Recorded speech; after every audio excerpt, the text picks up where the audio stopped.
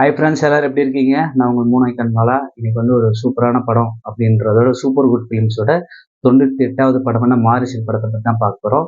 இந்த படத்தை வந்து இயக்குனர் வந்து பார்த்தீங்கன்னா ஜெகதீஷ் சங்கர். படத்துக்கு வந்து கதை, திரைக்கதை, வசனம் வந்து பார்த்தீங்கன்னா கிருஷ்ணமூர்த்தி அவர்கள் வந்து பண்ணியிருக்கிறாங்க. படத்துக்கு இசையமைப்பாளர் வந்து பார்த்தீங்கன்னா யுவன் சங்கர் ராஜா. இந்த படத்தோட மையப்புள்ளி, இந்த படத்துக்கு ஏன் இவ்வளோ ஒரு எதிர்பார்ப்பு அப்படின்னு பார்த்தீங்கன்னா, மாமன்னன்ல பகத் பாசிலும் வடிவேலு வந்து ஒரு மிரட்டலான படம் பண்ணியிருப்பாங்க. அதே காம்பினேஷன் வந்து இந்த மாரிசன் படத்துல எப்படி பண்ணியிருக்காங்கன்றதான் பல ஆடியன்ஸோட எதிர்பார்ப்பு. அந்த எதிர்பார்ப்பு என்னன்றது பூர்த்தி பண்ணாங்களா அப்படின்னு பார்க்கலாம்.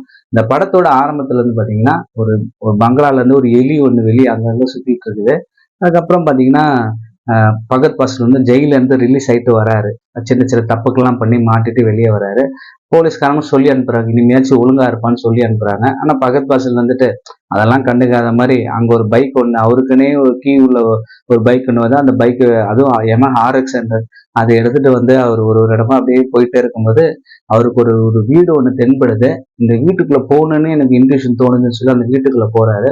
அந்த வீட்டுக்குள்ள போனோம் பார்த்தா வடிவேல் அவர்கள் வந்து கையில சங்கிலியோட கட்டி வச்சிருக்கிற மாதிரி அவர் பாக்குறாரு. இது என்னடா ஆச்சரியமா இருக்குது, திருட வந்த வீட்டுல இப்படி ஒரு சம்பவமான்ட்டு அது நினைக்கிறதுக்குள்ள வடிவேல் வந்து வா குமரா, என்ன இவ்வளவு நேரமாச்சேன்னு அப்படின்னு ஒரு கேள்வி. பகத் பாஸ்டருக்கு ஒண்ணுமே புரியல. என்னடா அது நம்மளை பார்த்துட்டு வந்து வா குமரா அப்படின்றதுனால, நான் உங்க பையன் இல்லைங்க அப்படிலாம் சொல்லுவோம். ஓ நீ வேற ஒருத்தராப்பா, எனக்கு கொஞ்சம் ஹெல்ப் பண்ணுங்களேன் அப்படின்றாரு. எனக்கு ஹெல்ப் பண்ணா என்ன தருவீங்க அப்படின்னு கேட்குறாரு. இல்லப்பா எனக்கு வந்து அல்சைமர், எனக்கு வந்து மறதி, அப்பப்போ மறதி வந்துடும், அதனால நீங்க எப்படியாச்சும் நீங்க இருந்து கூப்பிட்டு போப்பா அப்படின்னா, நீங்க கூப்பிட்டு போனா என்ன தரீங்கன்னா, நான் வந்து கார்டில் வந்து ஒரு 25,000 ரூபாய் மேக்ஸிமம் எடுக்கலாம் அவர் வந்து தரேன்னு சொல்லி கூப்பிட்டு போறாரு.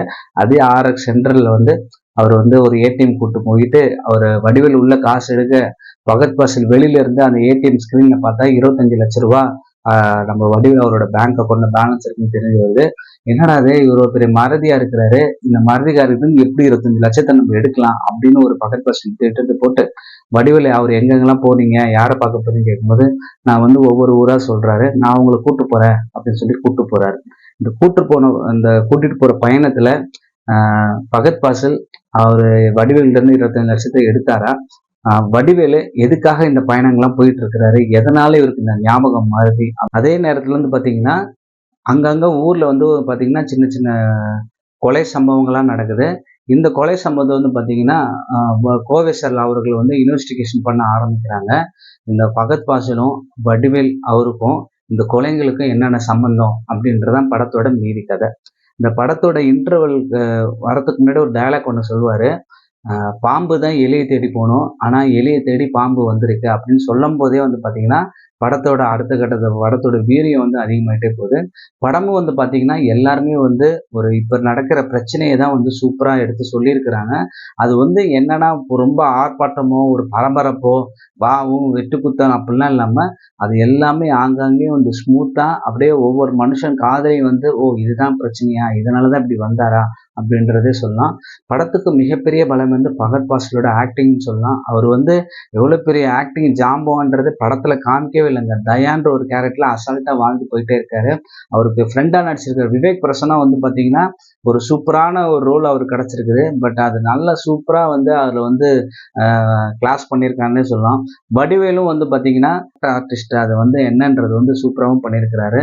படத்துல யுவன் சங்கர் ராஜா படத்துல இளையராஜா ஐயாவோட ஒரு பாட்டு வந்து ஒன்று சூப்பரா வந்து அது செகண்ட் ஹாஃப்ல கொடுத்துருக்கிறதே படத்துக்கு ஒரு அது ஒரு எந்துவா இருக்குது.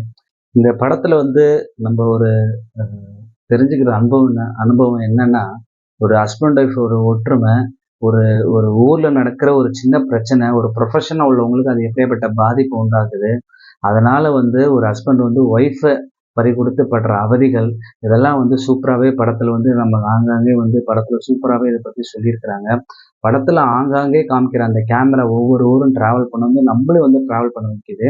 நம்ம நினைச்சிட்டு இருக்கிறோம் ஒரு பிரச்சனைனா வந்து பெரிய பெரிய ரவுடி தான் வந்து அதை சமாளிப்பான், அதுக்கு வந்து காலகட்டத்துக்கு இவன் ரவுடியா இருக்கணும், கையில எப்பவுமே கத்தி குத்தோட இருக்கணும் அப்படின்றதெல்லாம் கிடையாது. இதுல ரொம்ப எளிமையா போகுது. அதே மாதிரி வந்து வடிவேலு பகத் பாசில் வந்து வடிவேலு கிட்ட சொல்லுவாரு, அண்ணா நான் ரொம்ப நல்லவனா மாறணும்னு நினைக்கிறேன் அப்படின்னு சொல்லும்போது, நீ அதை எப்படி நல்லவனா மாறுறது அப்படின்னு தெரியலன்னு சொல்லும்போது, நீ நல்லவனாக நீ யோசிக்க ஆரம்பிச்சிட்டாவே அதுக்கான வழி அதுவா பிறக்கும் அப்படின்றாரு. இந்த படத்துல நிறைய நல்ல நல்ல டைலாக்ஸ்லாம் இருக்குது. அந்த ஒரு வார்த்தையும் வந்து பாத்தீங்கன்னா பல பேருக்கு வந்து வழி நடத்துறதுக்கான ஒரு வார்த்தையா தான் இருக்குது. படத்தை வந்து நீங்க தியேட்டர்ல போய் பாருங்க.